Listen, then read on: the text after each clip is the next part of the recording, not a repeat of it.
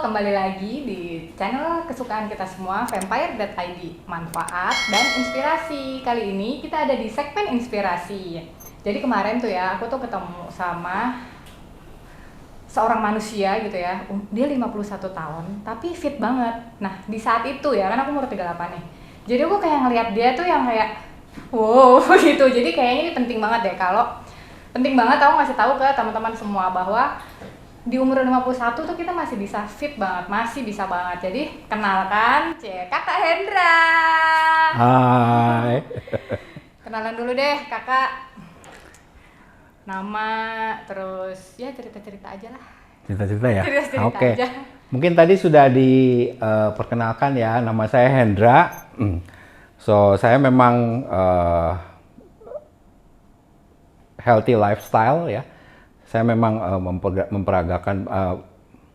mempraktekkan banyak healthy lifestyle. Dan usia saya memang sudah di atas 50 tahun. Jadi usia saya sekarang ini 51 menjelang 52. Tapi untuk seusia segini dengan body yang masih keren okay, lah kan? ya pokoknya. Dan kerja nih juga masih oke banget sih. Kayak aku tahu banget kesibukannya ya. Emang fit banget gitu ya Kak Hendra ini. Jadi aku pertama kali sih nanya ya ke Kak Hendra ini, Kak mau dipanggil Bapak, Om atau Kak? Gitu. Kayaknya lebih cocok Kak ya. Lebih cocok Kak, padahal dokter loh. Cuma aku manggilnya Kak aja ya, biar seru.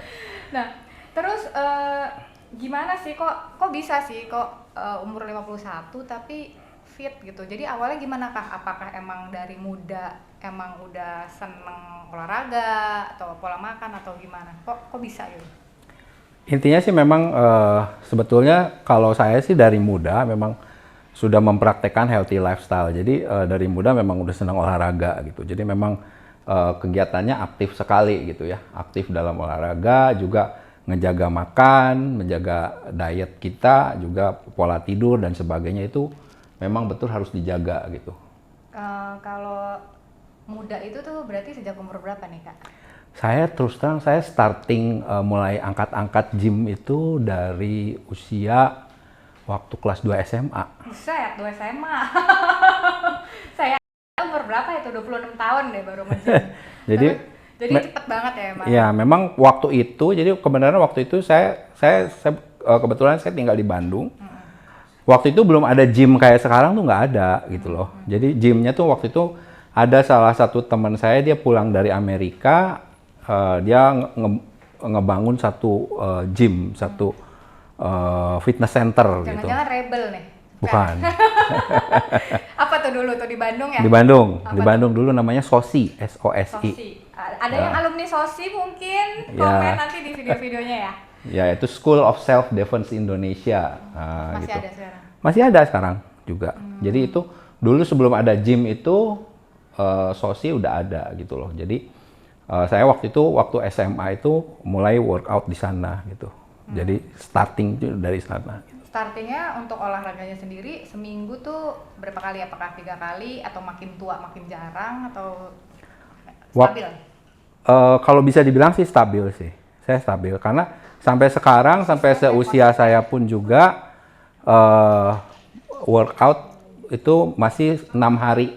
Hah? Workout 6 hari? Ya, jadi 6 hari dalam 1 minggu, itu 6 hari, setiap harinya sekitar 2 jam. Gila, saya seminggu 3 kali gitu keok loh, beneran. Saya seminggu 3 kali aja loh. Nah, seminggu 3 kalinya nih kardio campur weight training atau berapa perbandingan hasilnya? Jadi gini, kalau polanya nih ya, pola workoutnya biasanya tiap hari itu, jadi bangun tidur itu kardio dulu gitu. Jadi saya melakukan kardio empty stomach, jadi untuk supaya pembakarannya menggunakan kadar cadangan lemak yang ada di badan kita gitu loh. Nah, terus udah itu baru weighting lift gitu. Okay. Itu sebelum makan siang berarti ya? Iya. Berarti pagi hari? Pagi hari gitu.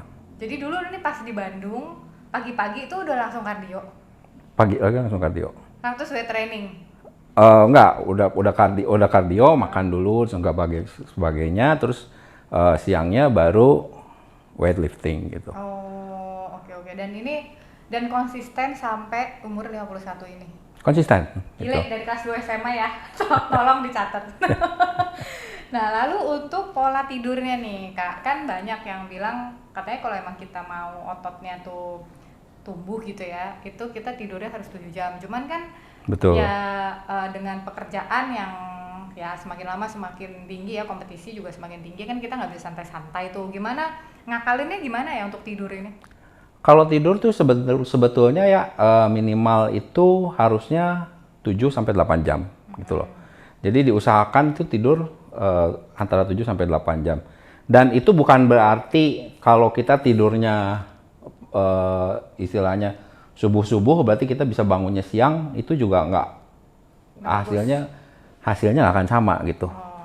Jadi paling bagus itu maksimal paling telat itu jam 12 malam harus sudah tidur gitu. Jam 12 malam ya, catat. Jam 12 malam gitu. Jadi lembur-lembur nanti dulu. Atau kalau lebih bagus lagi itu jam 11 sudah mulai tidur terus bangun pagi-pagi gitu. Sulit Sudah 7 sepertinya jam. kalau jam 11. Tapi kalau teman-teman bisa jam 11 malam itu lebih bagus lagi sih ya. Cuma kalau aku nggak sanggup.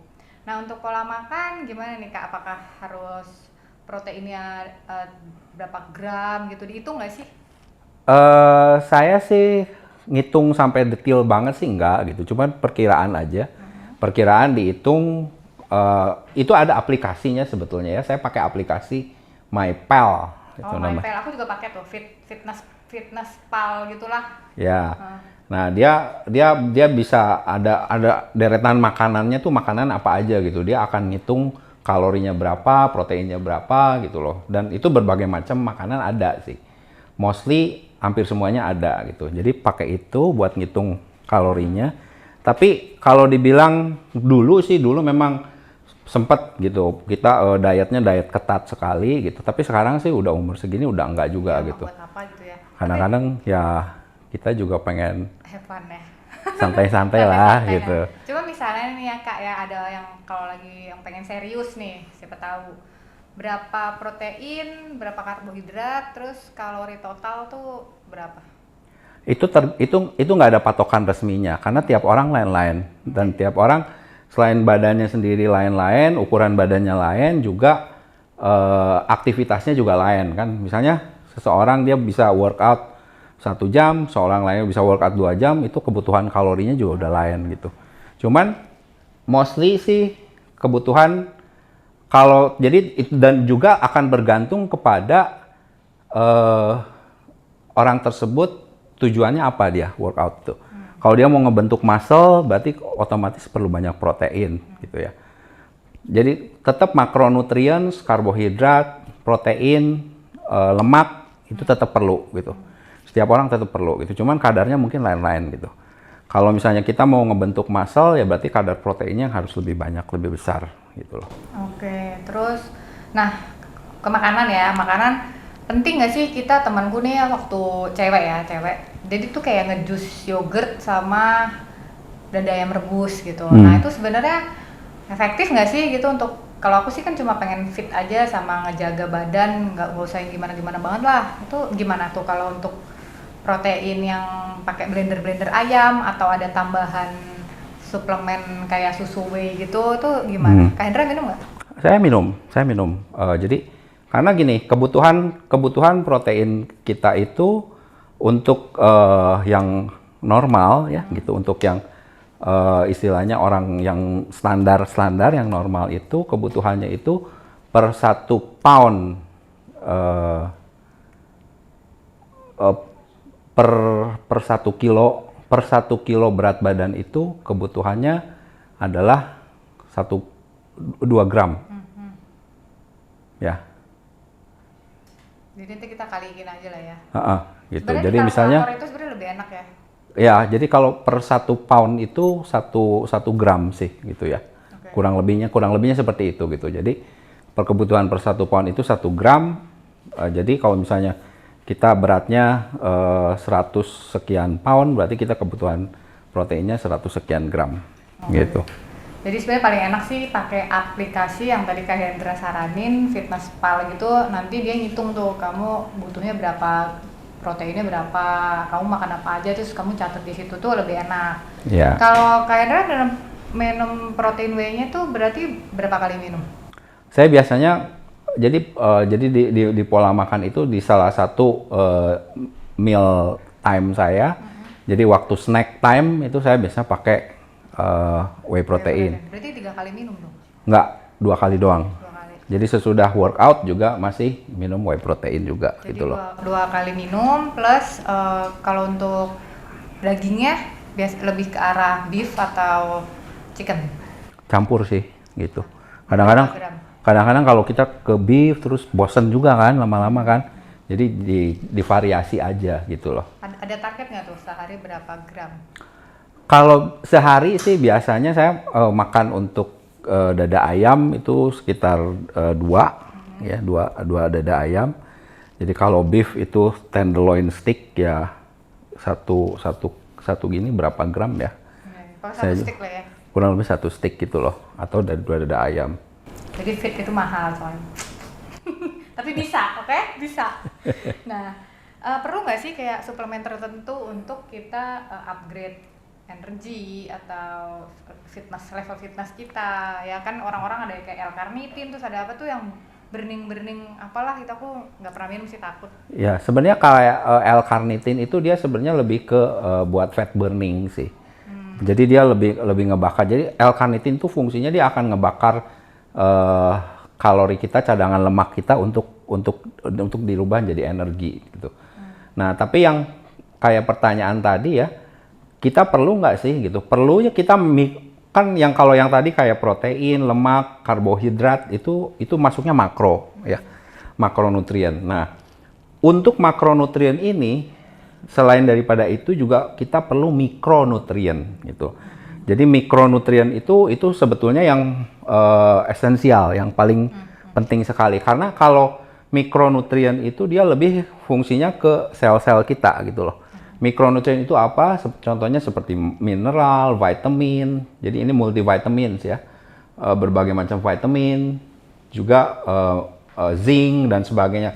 Itu zat-zat yang diperlukan untuk badan kita.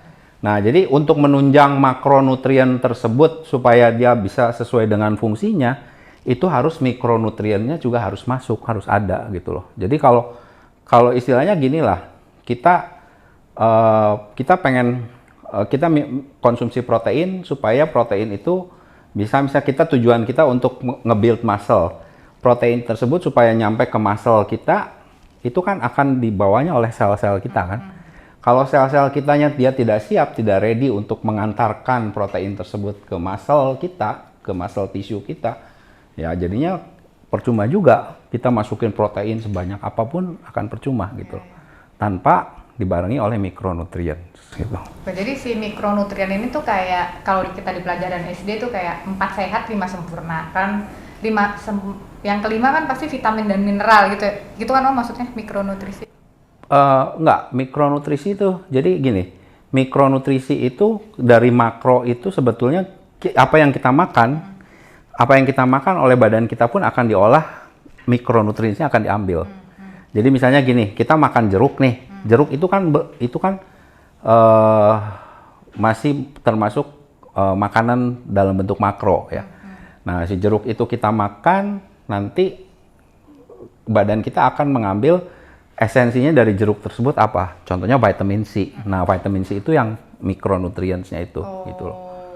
Jadi, tapi kebutuhan badan kita itu akan sangat dipengaruhi oleh mikronutriens itu. Oke. Nah, tapi kan di luar tuh banyak ya yang ada yang jual vitamin C terpisah, ada yang vitamin D. Nah, ada juga yang orang yang maunya dari makanan alami aja. Nah, kalau menurut Kak Hendra gitu ya, itu perlu nggak sih kita ada minum suplemen tambahan selain dari makanan?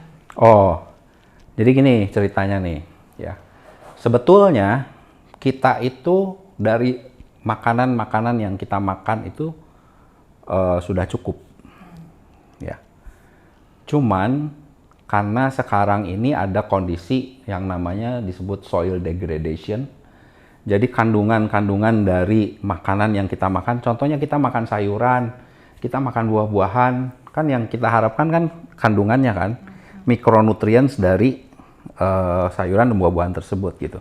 Tapi karena adanya soil degradation, sekarang ini sudah makin menurun. Jadi kandungan dari sayuran dan buah-buahan itu sudah tidak mencukupi lagi buat kebutuhan badan kita gitu. Jadi itu di Amerika sendiri tahun 2002 ya. 2002 itu ada yang namanya JAMA, Journal American Medical Association ya. Mereka mengeluarkan statement bahwa setiap manusia itu mereka membutuhkan suplemen sekarang. Karena dari daily dietnya sudah tidak bisa mencukupi kebutuhannya lagi gitu. Jadi mau nggak mau kita harus konsumsi suplemen untuk mensuplementasi makanan yang kita makan gitu. Jadi itu suplemen ya namanya. Jadi bukan berarti oh saya cukup minum ini berarti saya nggak perlu makan lagi. Itu juga salah gitu loh. Jadi kita tetap makan perlu tapi harus ditambah oleh dengan suplemen. Berarti Gitu. kalau di Amerika aja dia bilang udah nggak mencukupi, berarti di Indonesia mungkin ya bisa dipikir sendiri. Nah, mungkin ini jadi kayak, ingat nggak sih yang zaman dulu orang suka bilang, dulu buah-buahan zaman dulu sama buah-buahan zaman sekarang kok beda ya rasanya. Ya mungkin ini kali ya. Betul. Ini, gitu. Betul. Jadi bukan cuma rasanya aja, tapi kandungannya sendiri. Karena ini ada satu penelitian ya. Kalau zaman dulu nih, kita perlu vitamin C, kita cukup makan 2-3 jeruk sehari udah oke, sudah cukup gitu. Tapi sekarang penelitian sekarang harus 18 jeruk baru bisa terpenuhinya kebutuhan vitamin C-nya gitu loh. Jadi istilahnya karena sekarang juga ada yang namanya GMO ya. Genetically modified organic apalah. Ya, gitu. Itu juga jadi seperti kayak ayam kan sekarang dulu kan ayam kecil nih, sekarang kan ayam gede-gede gitu. Karena itu ada ya. Jadi isinya sendiri itu udah beda betul, gitu. Betul. Gila menarik banget ya. Menarik banget sih infonya. Tapi nih ya kalau boleh dibisikin, ada nggak sih suplemen yang direkomendasi sama Kak Hendra? Apa sih suplemen apa yang Kak Hendra minum? Nah kalau saya udah semenjak 5 tahun belakangan ini yang saya konsumsi adalah USANA ya, dari USANA gitu.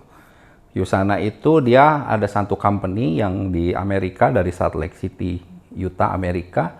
Dia yang memproduksi cellular nutrition disebutnya.